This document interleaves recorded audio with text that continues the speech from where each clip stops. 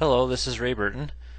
I thought I would record a chapter or two out of the book so that you and I could have a little talk, and perhaps if you're on the edge of deciding if you want to start a weight loss program or just get in some better shape and stick around on this planet a little bit longer, maybe this might be the tipping point that gets you to finally take action. I also wanted you to know that there's somebody on the other side of this computer. I know you're sitting at home, you're looking at your computer, and I'm sitting here obviously talking into mine. But the whole idea of this program is that I lay out as much as I can in the book format and put in the diets and things like that. So you have all the structure there. But also that you have my personal email to ask questions and get your support, and that this kind of audio thing that I'm doing right now is indicative of how I'm here to help you as you go along. So with that, let's read a little bit of what I wrote. So sit down, get comfy, and you and I are going to share a couple minutes here. I thought I would hit on motivation because that's really what sticks a lot of people.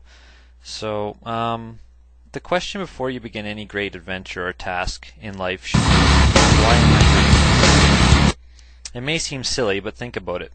Why do you want to go to the gym? Why do you want to lose weight? There's many reasons to take the time to think about this. No single motivation is better than the other, but you have to know what drives you and why you're doing it.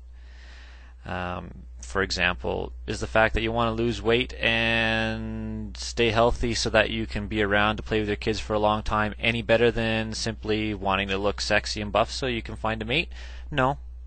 Whatever your reason is your reason, and that's what's going to get you to go to the gym. You have to figure out your drive.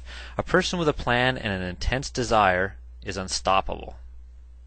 If you don't know why you're doing something, any reason is a good reason to stop. There's a saying that says, if a man knows not what harbor he seeks, any wind is the right wind. There's another saying that says, no ocean was ever crossed by merely looking at the water. See, so we have to have a desire to do something, and then we have to take action and get it done. Now, sometimes you can get stopped. I'm totally ranting off the chapter here, but I'm going to go with it anyway. Sometimes we get stopped because we simply don't have enough information. That's no longer a factor for you. You're going to have everything you need here. Okay, back to the book. Some say they don't have the genetics and that they have had 2 kids, or they are busy and don't have the time, and blah, blah, blah, whatever. I say quit making excuses. The world is full of sympathetic ears, but I'm not going to do you any favors by being one of them. Excuses fall on deaf ears to the successful. Think about that. An excuse is just a way of tapping out and not actually achieving your goal. Excuses fall on deaf ears to the successful. I've worked with some folks, and they're in pretty rough shape. You name it, and I've trained it.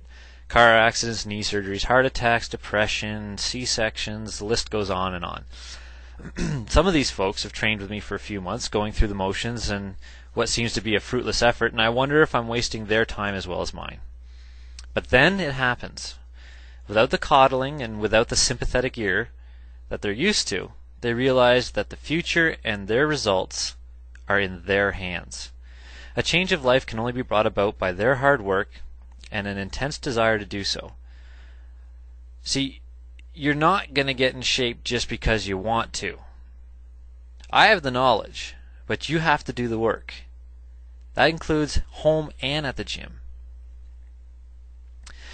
So while I'm training someone, all of a sudden it happens, it turns around. Without any foreshadowing. I wait out each session patiently until it happens, and then nothing extraordinary happens. Nothing huge takes place. It's the same person, same type of day, who went to the same job as the day before, but now they're a little bit different. So why? What's happened? Well, they figured out the reason. The reason that they are working out and are now focusing the old energy that they used to make excuses with, but now they're using it to change and better themselves. See, anything worth doing is worth doing well. Don't go half-assed. You won't accomplish anything at all. Go play ping pong or something, but don't lie to yourself and pretend you're working out hard and then become frustrated for not making any progress. Figure out how to do it, and then go do it with 100%. And if you're not going to do it with 100%, figure out why. Figure out why you don't want to do this, figure out why you would like to do this, and really hit on why you want to do this. Develop a desire, figure out how to do it, and get at it. So it's really important to take some time and ask yourself these difficult questions. What drives you? How bad do I want it? What do I need to do to change? Only when you come to grips with these questions will you be ready to give it your all and make the body and lifestyle that you've always wanted. One thing I want to make clear is whatever body and lifestyle you want, you can have. Seriously. Whatever you want, you can have, as long as you learn how it's done and then go and do it. That's huge. It's really huge. It's all well and good to preach it. It's all well and good to preach but how do you use this information? Well, first of all, you don't just listen to this and get fired up and then forget it. Here's what you need to figure out. Think, what is compelling you to want to hit the gym? Health, sex appeal, confidence. No reason's a bad reason. It's a very personal thing. But the reason you go determines what method you should take to get the best results. A power lifter shouldn't train like a tennis player, and for health, you don't need to be at the gym every day. There's just different methods of training. And in this program, I'm going to address both. Like, some people want to put on more muscle and burn off fat. Some people just want to lose weight. The routines, the information is there for both groups of people, okay? So back to the chapter. Don't waste time on any method that will not bring you closer to your goal. Quit reading 16 different sources of information and then not sticking to one. Pick one source, one respected source. I'm not saying I'm that person. I will be that person if you allow me to be. But pick one source and then stick with it and follow it all the way through. And make sure it's orientated towards your goal. If you want to burn fat, build some muscle, or simply lose some weight and get in shape and feel healthy, this could be one method that you would want to entertain. Then you want to know, how important is this to me? You're going to run into all kinds of opposition when you take up the gym and working out in a fitness lifestyle. Friends will want to party and spouses will want to go out for treats. This is just the way life works. Once you determine the level of importance that this new hobby and lifestyle has for you, a decision can be made as to how devoted you would like to be. Your level of devotion determines your success to failure ratio. The more serious you get, the quicker you will achieve your goals. Set deadlines and stick to them. You need an agenda or you will not feel a sense of urgency and importance. Now, here's what I mean about determine the level of importance that this has for you.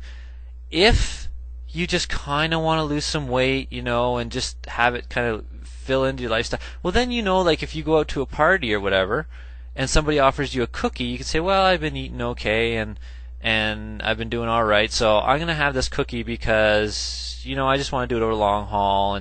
And so that's a perfectly acceptable approach. Everybody's different. However, if you've decided that I'm going to Mexico in 2 months and I want to look awesome and this means a great deal to me, or I want to fit into a certain wedding dress, for example, or New Year's Eve or anything like that, and it needs to be done in this amount of time, well then you don't have room for that error, for variance. Your level of devotion at this point gets cranked up a notch, and then the amount of attention you're going to give to this will exclude all those little distractions. So you can take it at whatever level you want. You can get it done fast with supreme dedication, or you can take it easy and go long term. It's all personal. The bottom line is that you're happy during the process and that you will reach your goal eventually, and know that it will happen, because it will.